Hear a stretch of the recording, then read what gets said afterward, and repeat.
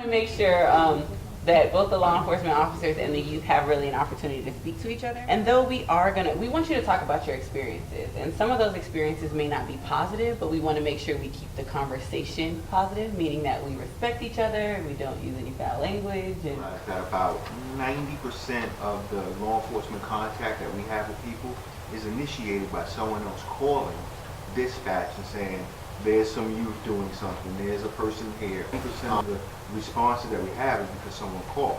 So I don't want you to feel that every time the police come, they're isolating you and picking on you. We got dispatched to that. So I just want to put that out there. And say the scenario, I call and I'm like, oh my goodness, there's this guy, this pencil behind his ear, and he looks really suspicious. And you are going to the scene to investigate. Of course, there will be other cars and other officers there. Exactly, my backup, because we always have backup. This is real. We're doing an actual scenario. First, we're going to do it from the law officer's perspective, and then we're going to talk about from the youth perspective, and then we're going to dissect this, okay? Go ahead. Okay. We will have other officers respond because it's protocol that we back each other up. So if you see multiple officers responding, it's not because you're hostile or as a group of you. It's protocol. Okay, so I would come and hey, how you doing? Are you listening? Okay. Like, do you live in the area? No. Okay. What's your name? Terrence. Okay. What are you doing around here? Visiting someone. Oh, where's your buddy at? I just left his house. Okay. Where does he live at? Down the street. Okay. So just you and your buddy just hanging out? Yeah. All right. The reason why I'm here is because I got a phone call that you only told them off it like that. So you said that youth are smarter than this current generation, right?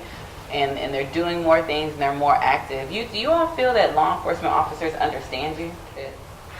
No. Yes and no, depending on what the situation may be. Okay. Okay. Can you give me some common misperceptions, both youth and law enforcement, that you feel that the other side has of you? So how do you think that you see you, even though it may not be the case? And how do you feel law enforcement see you, even though it may not be the case?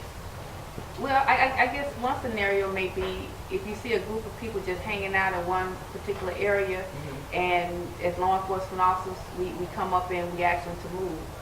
They may think, oh, you just see a group of us standing up here, you assume that we're doing something negative. You may get a call saying that, hey, it's a group of young people hanging out and they look suspicious, because now with crime watch and everything like that, we're teaching the community to, hey, give us a call if you feel as though that you see suspicious activity.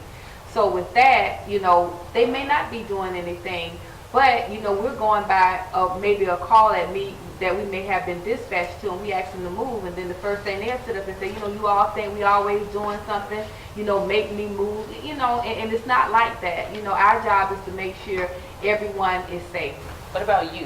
How do you all feel that, the police officers see you and you don't feel that it's really the case? I've been in an altercation where I got stopped by the police, and they was accusing that I was selling drugs to some friends and my brother's girlfriend, and it wasn't that. I guess it was singling me out, or however you say it, because the people I was hanging around, they was all white and Caucasian people, and then there was a real skinny girl, and he put me in a situation, oh, I'm selling her crack and whatever. I'm like, well, I know this female. It's not like, I'm dealing drugs or selling drugs with them. We're just here at the park hanging out.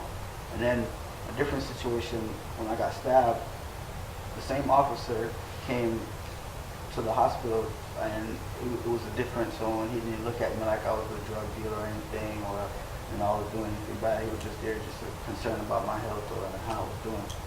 So I just believe it depends on what situation you're in.